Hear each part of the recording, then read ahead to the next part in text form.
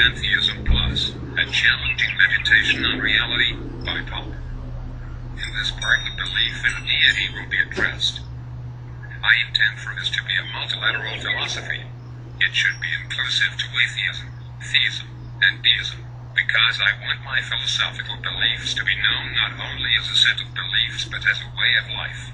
I intend for it not only to be about worship, but also expressing gratitude and about self-improvement and improvement for all of humankind. Why else should it be inclusive to atheism, theism, and deism? Isn't it a belief system? Yes, it is a belief system.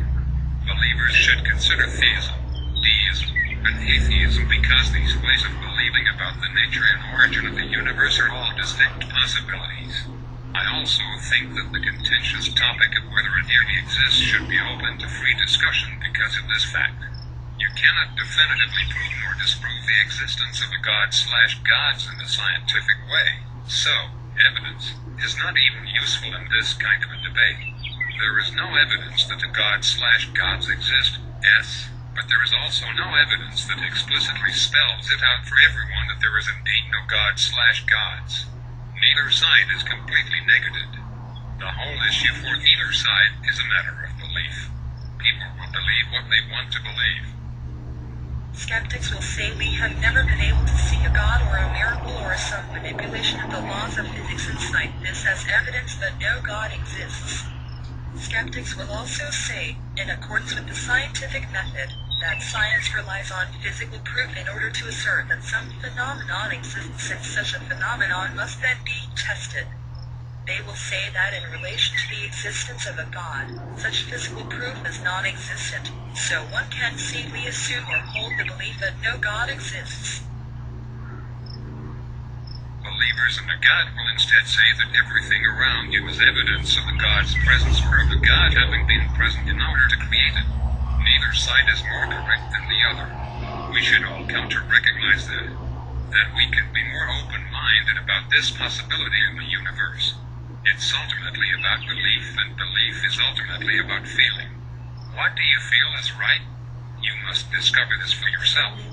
There is no evidence that just screams out to you definitively. There's / single quote to a god, S. However, few individuals have came forward, and even fewer in a public forum, to challenge the conventional notions of the nature of a god in the first place. In order to understand what the debate is all about, we must all understand what the subject of the debate is. What, indeed, makes a deity, and how can we address whether there is the presence of one or not? Similarly, there has been a widespread refusal to confront atheism directly. It has been widely held as the only alternative to traditional theism. In the 21st century, we cannot cling to utterly illogical Bronze Age beliefs about the nature of a god or creator, if one exists.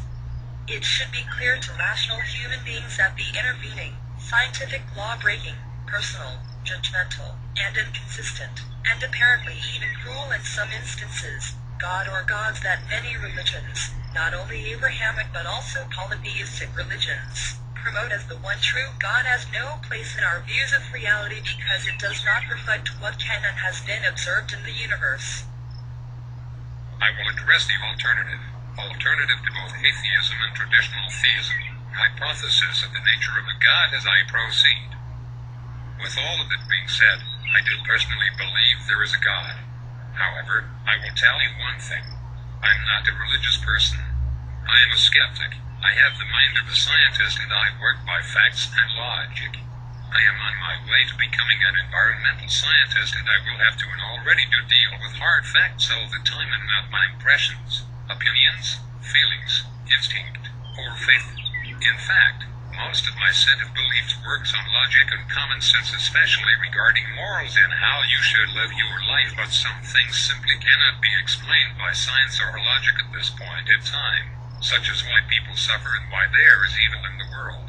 Some other things, like my belief in reincarnation, can be explained with logic in some cases, because some people distinctly remember having lived the life of another, who has died, whose life very accurately reflects the visions of the individual believing they have experienced a past life. without having any outside knowledge that such a person actually existed and who they were and what they did, but the vast majority of scientists refuse to accept that this is suggestive of rebirth or reincarnation, although the supportive evidence exists. I will address this in further detail later, as this is aside from the topic at hand. However, overall this is a belief system and nothing more. I will not try to assert that what I say in this work is fact. I will not assert that what is written in this work is anything other than a set of beliefs. In fact, I will not declare that the claims I make in this work are static and inflexible to new, well-researched and investigated observations of the universe, but, instead, I declare that the beliefs espoused in this work should change as time passes in respect to the areas in which it conflicts with new, reliable information. I seek to create this belief system that is open for anyone to thoughtfully entertain and perhaps come to believe, and even make changes to if new, reliable information conflicts with these beliefs as I mentioned, and I strongly believe in these things because, while there is no way to prove some of these things scientifically, there is no way to prove that they are indeed not true, and they seem to make so much sense to me personally, which I will explain, when applied to this world. Like Buddha, Siddhartha Gautama said, "Let my teachings be a raft." I intend for these teachings to be a raft to help people get back to a solid ground, to see reality for what it is, and to unify people with each other in the universe, to assist and support. I intend for them to be a guide, but I stress the importance of discovering the truth for yourself. Seek it out for yourself in your journey through the life you have been granted. But I sincerely believe that the values expounded here can guide and uplift all of humanity. The content of Pantheism Plus will be continued in Part 2. Goodbye and may peace, love, and happiness be with you.